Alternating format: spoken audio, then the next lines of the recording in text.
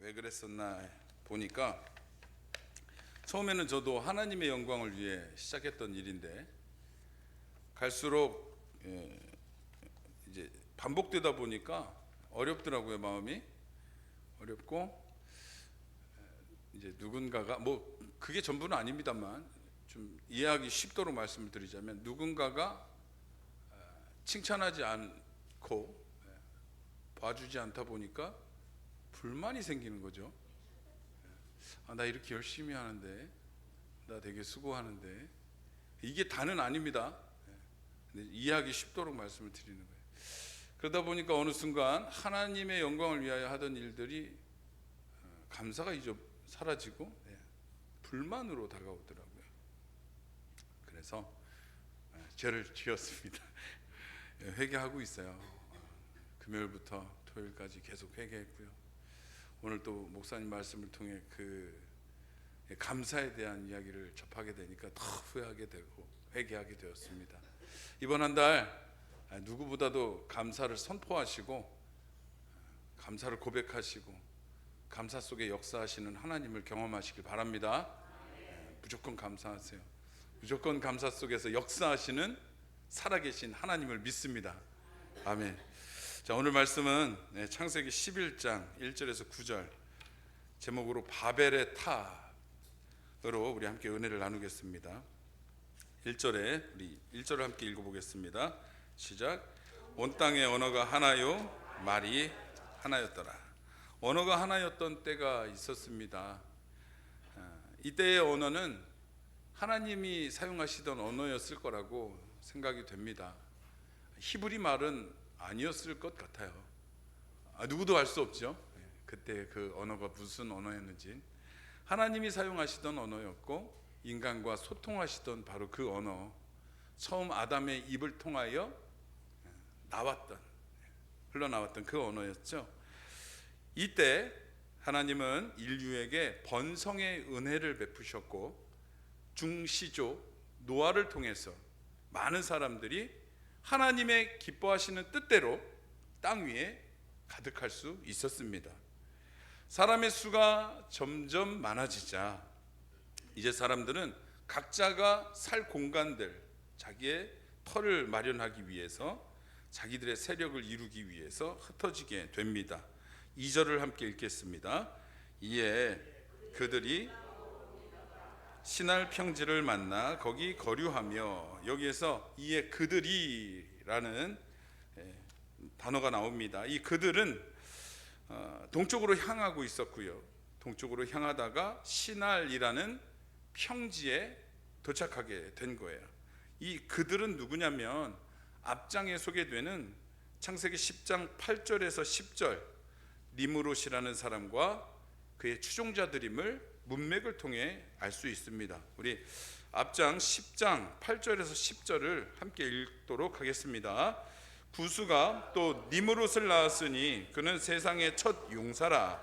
속담에 이르기를 아문은 여호와 앞에 니므롯같이 용감한, 같이 읽겠습니다. 용감한 사냥꾼이로다 하더라. 10절 그의 나라는 신할 땅의 바벨과 에렉과 악갓과 갈레에서 시작되었으며.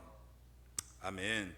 니므롯이라는 사람이 등장합니다. 이 사람의 이름은 이미 이 시대의 용사, 힘 있는 자를 상징하는 대명사가 되어 있습니다.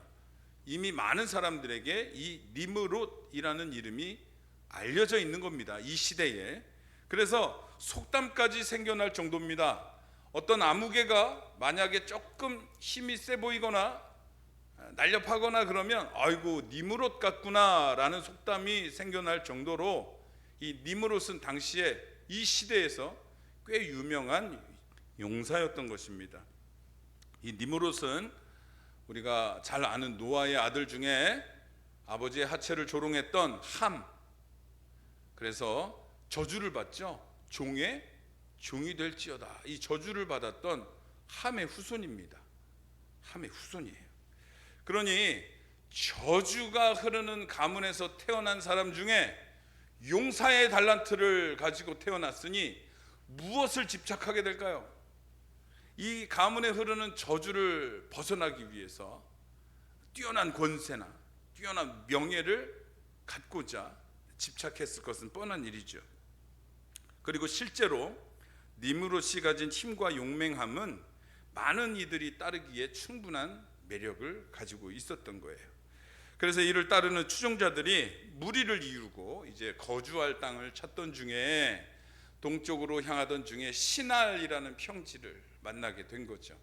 그 중에서 이 평지 지역명이 바벨이라는 곳에 도착하게 된 것입니다. 바벨은 뭐 우리가 잘 아시죠. 바벨론의 시작입니다. 바벨론 문명의 시조죠. 이 바벨론은 성경 속에서 정말 끈질기게 하나님의 백성인 이스라엘을 괴롭히는 이름으로 계속해서 등장하죠.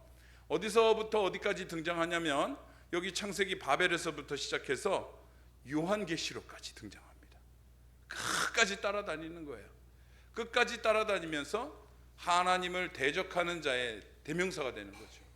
그래서 즉 이 바벨론이라 함은 이 나라에 국한되는 것이 아니라 하나님을 대적하는 사탄 마귀의 세력을 상징하는 단어로도 쓰이게 됩니다. 용사 니므롯은 처음에는 추종자들과 함께 바벨이라는 곳에서 조그만 나라를 이루었지만 그의 명성이 컸기에 이제 주변의 다른 작은 나라들이 니므롯을 중심으로 한데 모이게 되었고, 곧 우리가 10장 10절에서 읽었듯이 바벨과 에렉과 아갓과 갈레가 함께 모여서 합치면서 큰 나라의 형태를 이루게 되었습니다. 그리고 하나님을 끝까지 대적하는 자, 마귀를 상징하는 호전적이고 군사력을 자랑하던 나라 바벨론이 시작되게 되는 겁니다. 이 니므롯과 추종자들은 바벨이라는 곳에 터를 잡고 즉시 일을 시작하게 됩니다. 무슨 일이냐? 무슨 일일까요? 그렇죠. 벽돌을 만드는 일을 시작하게 됩니다. 이 벽돌의 등장은 이 당시에는 혁신적인 기술이었습니다. 놀라운 발명이었어요. 그 전에는 큰 돌을 사용하여 뭔가를 짓거나 또 필요하면 돌을 깎아서 굉장히 수고스러운 작업을 거쳐서 이런 건축물을 짓거나 했는데, 이제 벽돌을 일정한 규격의 벽돌을 사용하게 되면 어떤 장점이 있을까요? 높이 쌓을 수 있죠. 그리고 높이 쌓는 것과 동시에 견고할 수 있고요. 여러 가지 모양을 만들 수 있고요. 그리고 작업이 수월해지는 너무나 혁신적인 기술이었어요. 이 벽돌 기술만으로도 세상에서 이름을 날릴 수 있는, 명성을 떨칠 수 있는, 뭐 지금으로 따지자면 반도체를 개발해서 우리가 스마트폰 시대를 살고 있잖아요. 많이 편하시죠?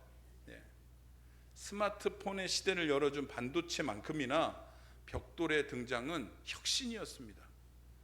지금 뭐 우리 벽돌 만들면 별거 없잖아요. 그러나 이 시대 고대 사람들에게 너무나 놀라운 편리한 주거 양식이 변하는 거예요. 완전히 변하는 거죠.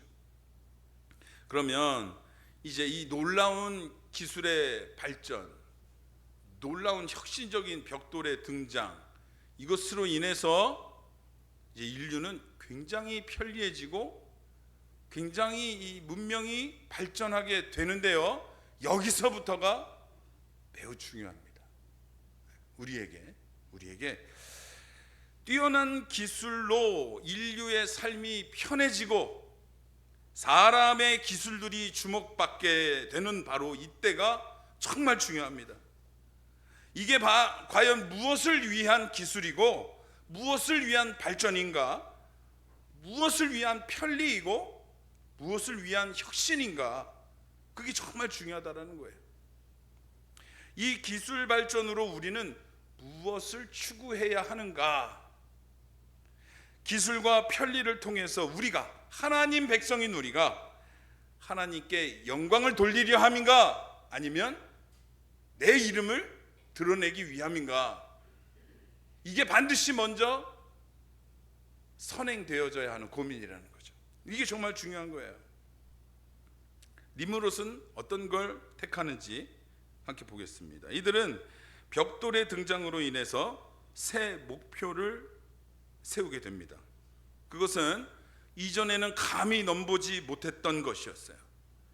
감히 견주어 볼 생각조차 못하던 것이었습니다. 하지만 이제 벽돌이라는 신기술의 등장으로 전에 품지 못했던 야망을 품을 수 있게 된 거예요.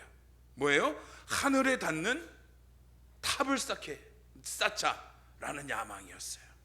3절 4절을 함께 읽겠습니다.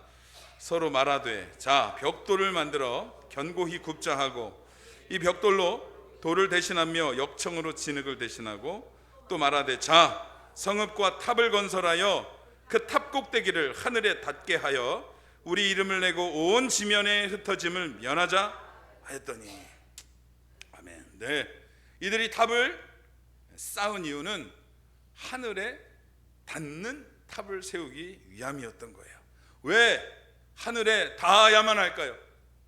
왜 그런 목표를 정해야만 할까요? 먼저는 이들은 홍수 이후의 세대들입니다. 할아버지, 아버지로부터 홍수에 대해서, 홍수의 두려움에 대해서 듣고 배우고 자란 사람들이에요. 홍수는 이 땅의 가장 높은 산보다 더 그 수면이 올라갔어요. 자, 그러면 탑을 하늘 꼭대기까지 쌓는 이유는 뭘까요? 홍수를 피해보고자. 설령 내가 죄를 지어도, 그래서 하나님이 약속을 어기시고 또 홍수를 내리셔도 우리는 한번 심판을 피해보고자 탑을 쌓는 거예요. 하늘 닿는 곳까지. 실제로 이 문화가 이 바벨론 지역에 아직도 많이 남아있다고 합니다.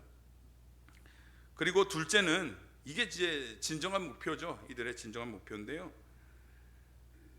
하늘에 닿는 탑을 쌓아서 무엇을 원하는 거예요? 우리의 이름을 내자, 우리를 드러내자, 하나님의 이름에 비겨볼 만큼 이 신기술로 인해서 우리의 명성을 한번 알려보자.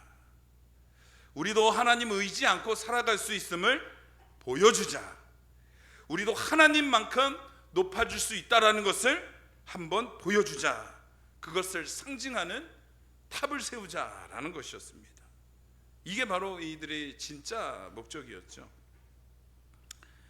이제는 이들이 이제 인본주의가 드러나는 거죠. 사람이 주인이 되어서 하나님의 다스림에서 벗어나서 사람의 신기술로 홍수도 피할 만큼 견고한 탑을 쌓아서 하나님 없이 한번 잘 살아볼 수 있음을 증명하자, 이것입니다.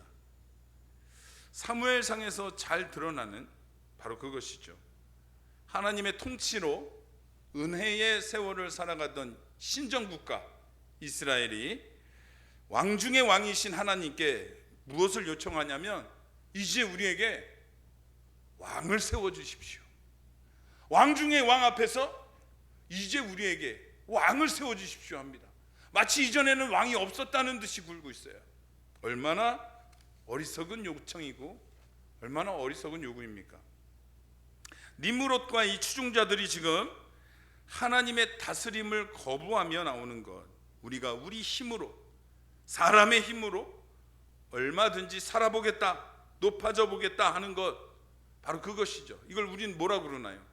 두 글자로 교만, 교만이라고 합니다. 마귀가 아주 도드라지게 보여주는 특성 중에 하나죠. 이사야서 14장 13절에 내가 하늘에 올라 하나님의 뭇별 위에 내 자리를 높이리라, 마귀의 선언입니다. 우리 이 니므롯과 추종자들의 원하는 것과 너무나 동일하죠. 내가 하늘에 올라 하나님의 뭇별 위에 내 자리를 높이리라. 사탄의 교만의 모습이 니므롯들에게서 보이고 있습니다. 그러나 사탄이 이처럼 하나님의 자리를 탐했을 때 결국 어떻게 되냐면 이사야서 14장 12절에 이렇게 소개됩니다. 너 아침의 아들 계명성아, 어찌 그리 하늘에서 떨어졌으며 너 열국을 엎은 자여 어찌 그리 땅에 찍혔는고. 아멘. 여기는 아멘 해야죠. 교만한 자들의 야망과 탐욕은 하늘에 닿고자 하였으나 결국 떨어지게 된다는 겁니다. 열국을 엎는 세력과 힘을 가지고 있어도 교만의 탐욕은 결국 땅에 찍히게 된다는 것을 성경은 말씀하고 있습니다. 우리에게도 마찬가지입니다. 여러분들, 내가 스스로 높아지려 한다면, 그래서 우리가 하나님과 비교보려 한다면, 왕 중에 왕 앞에서 사람의 왕을 세워달라고 하는 미련한 짓을 한다면, 사람을 높일 생각에 빠져 있다면 결국 그 탐욕과 야망은 하늘에서 떨어질 것이며 땅에 찍히게 될 것이라는 겁니다. 교만은 달콤합니다. 향기로워요. 보암직도 하고 먹음직스럽기도 합니다. 그게 바로 교만입니다. 하나님처럼 될 수 있다라고 우리를 유혹합니다. 이 니므롯들은 그 달콤하고 향기로운 교만의 탑을 세우기 위해서 벽돌을 중심으로 모여들고 있는 중입니다. 이들의 공사가 설계되고 진행되는 모든 과정 속에 하나님께 영광을 돌리고자 하는 생각은 조금도 나타나지 않습니다. 그저 사람을 높이려는 야망만 있을 뿐입니다. 바로 이것을 교만이라 합니다. 남을 낮추어 보고 스스로를 높이는 것도 교만이지만 내 안에 하나님의 자리를 치우는 것, 이것도 하나님 앞에서 너무나 큰 교만임을 기억해야 합니다. 하나님 보시기에 이 바벨에서 쌓는 탑이 중단되어져야만 했던 결정적인 원인이 바로 이것, 교만인 것입니다. 혁신적인 벽돌의 기술이 멈춰야만 했던 그 결정적인 원인, 바로 교만이었던 겁니다. 편리로 나아가려는 인류의 발전이 멈춰야 했던 것이 바로 교만이란 말씀입니다. 우리의 삶 속에서 무언가를 이루고자 할 때 그 목적은 주로 무엇입니까? 여러분들 김치 냉장고 왜 사요? 와인 냉장고 왜 삽니까? 화장품 냉장고 왜 사시는 거예요? 예쁜 도자기 그릇과 또 따뜻한 이불들 사실 때 주로 우리의 삶 속에서 내가 뭔가를 할 때 왜 하시는 거예요? 저는 이 질문을 제가 스스로 하면서 너무 부끄러웠어요. 그래서 오늘 설교 안 하고 싶었어요. 내가 이걸 설교할 수 있을까요? 하나님 하며 나를 위해서더라고요. 작은 것 하나까지도 나를 위해 살아가고 있었어요. 나를 위해 살고 있는 내 모습이 니므롯들과 다를 바가 없었어요. 여러분들은 어떠십니까? 여러분들의 삶의 순간순간 하루하루 하나님의 영광을 집중하며 살아가고 계십니까? 내가 편하고자 살아왔고요, 내 식구가 편하고자 살아왔습니다. 내 이름을 알리고자 살아왔습니다. 그런데 오늘 성경은 말씀합니다. 하나님의 영광에 집중하지 못하고 사람의 이름을 높이고자 한다면 땅에 떨어질 것이고 땅에 찍힐 것이라고 성경은 말씀합니다. 성도는 하나님의 영광을 우선해야 합니다. 하나님의 영광을 집중하며 살 때 우리가 비로소 성도의 인생의 목적을 이루는 거예요. 하나님께서 인간을 창조하신 목적이 무엇입니까? 하나님의 기뻐하시는 뜻을 이루게 하시기 위함이었습니다. 그 기뻐하시는 뜻대로 우리는 하나님을 영화롭게 여기고 영원토록 하나님을 즐거워하고 기뻐하며 살아가는 것이 마땅합니다. 마땅합니다. 하나님을 즐거워하고 하나님을 영화롭게 할 때 이것을 한마디로 어떻게 표현할 수 있냐면 이것이 진정 샬롬이라고 하는 겁니다. 샬롬, 그냥 안녕하십니까 라는 의미도 있겠지만 더 깊은 뜻이 있어요. 샬롬에는 이것이 이 자리에 있어야 하는 당연한 그것이 그 자리에 있을 때를 샬롬이라고 합니다. 우리가 태어나서 하나님을 높이는 것이 당연하죠. 우리가 하나님을 온전히 그 뜻 안에서 높일 때 이것이 바로 샬롬인 것입니다. 여러분 안에 샬롬이 충만하시기를 소망합니다. 하나님이 우리를 향하여 가지신 그 뜻을 이루는 것, 샬롬의 상태를 이루어내는 것. 그러려면 하나님께 영광 돌리기 위하여 우리가 조금 더 집중해야 된다라는 거예요. 나를 높이려는 탐욕, 그 야망은 뱀에게서 아담으로부터 유입된 죄입니다. 자기가 하나님처럼 되어 보려고 하는 마음이 뱀으로부터 들어오게 된 것이죠. 인간이 신이 되고자 했던 그 헛된 욕망이 오늘 우리 삶 속에는 어떻게 남아있진 않은지 늘 점검하시는 동성교회 여러분들 되시길 바랍니다. 그 아담에게 심어진 본성이 하나님처럼 되고자 했던 탐욕이 니므롯과 신기술 벽돌의 등장으로 인해서 다시 드러나며 교만의 탑을 쌓으려 하고 있습니다. 그러나 하나님은 이 교만으로 시작한 바벨의 탑이 완성되도록 좌시하시는 분이 아니십니다. 하나님은 사람의 인생이 교만으로 채워지도록 놔두시는 분이 아니시라는 말씀이에요.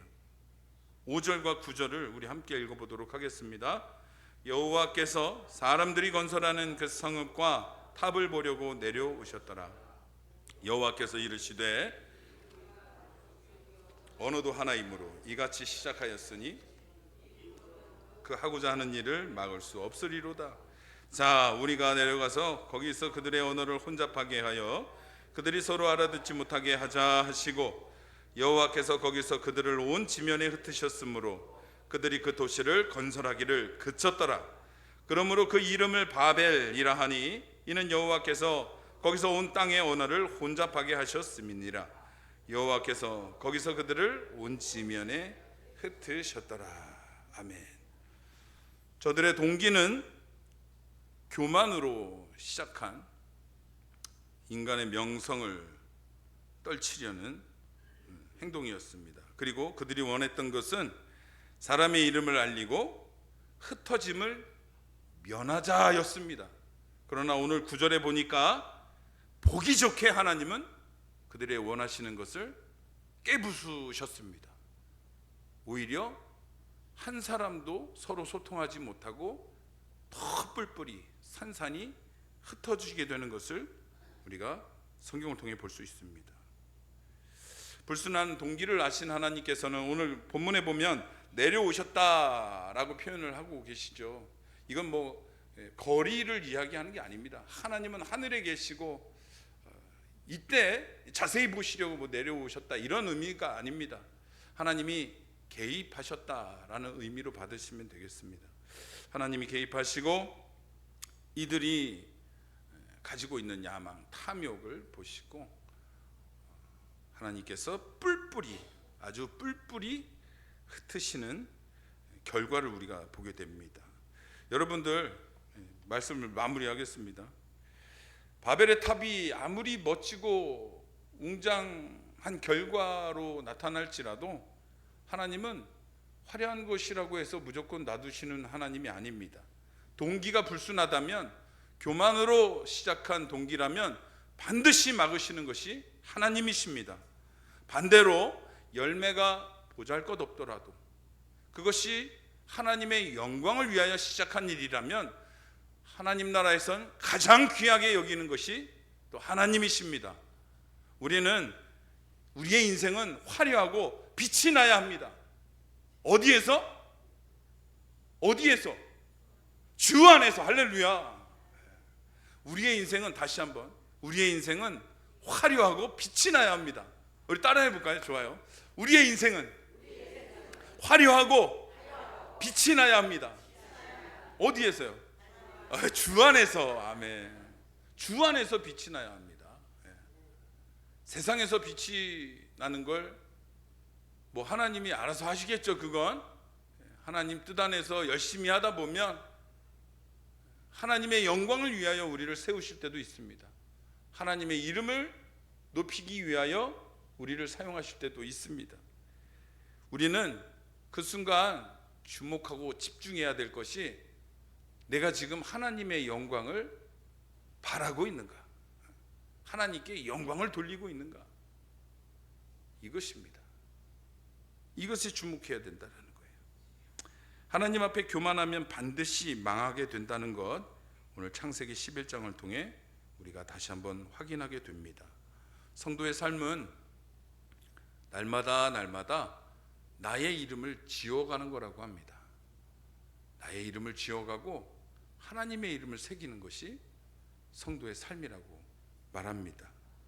우리 동성교회는 성도의 각자의 이름은 덜 빛날지 몰라도 우리들의 삶을 통해 하나님의 이름이 빛나는 믿음의 삶을 살아가시기를 바랍니다. 하나님께 영광 올려드리시고 여러분들의 삶을 통하여 하나님께 찬양하고 경배하며 그 이름을 높이는 성도의 삶을 살아가시길 바랍니다. 이게 바로 성도의 삶이고, 이럴 때에 진정 우리가 높아지는 것이고, 이럴 때 우리가 주님 안에 있을 때 이때보다 더 높았던 적이 있어요, 여러분들? 이때보다 더 빛나던 적이 있어요? 저는 없었습니다. 저는 주님 안에 있을 때 가장 빛나더라고요. 밖에 나가면 정말 안 빛나는, 제가 자주 들었던 얘기가 뭐 산적, 야수. 저는 아픈 얘기인데 왜 웃으시는 거예요? 저 진짜 그런 얘기를 많이 들어요. 특히 집사람하고 다니면 미녀와 야수라는 얘기를 많이 들어요. 정말 많이 들었어요. 약간 컴플렉스이기도 했었는데, 하나님 안에 있으니까 하나님이 저를 다듬어 가시더라고요. 하나님이 하나님 안에서 보잘것없는 것 순종할 때 가장 높이시는 하나님으로 저를 만나 주셨어요.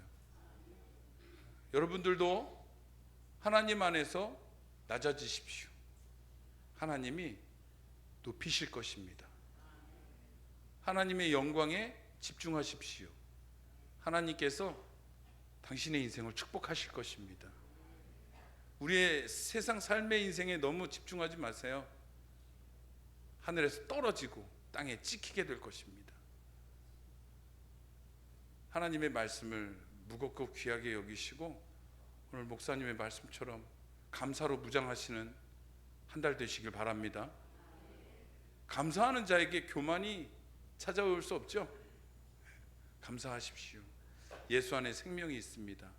믿음 안에 뿌리를 박으시고 믿음 안에서 하나님의 영광에 집중하며 이번 한 달 인생에서 더할 나위 없는 하나님께 감사와 영광을 올려드리시는 우리 동성교회 모든 믿음의 공동체 되시기를 주님의 이름으로 소망합니다. 기도하겠습니다.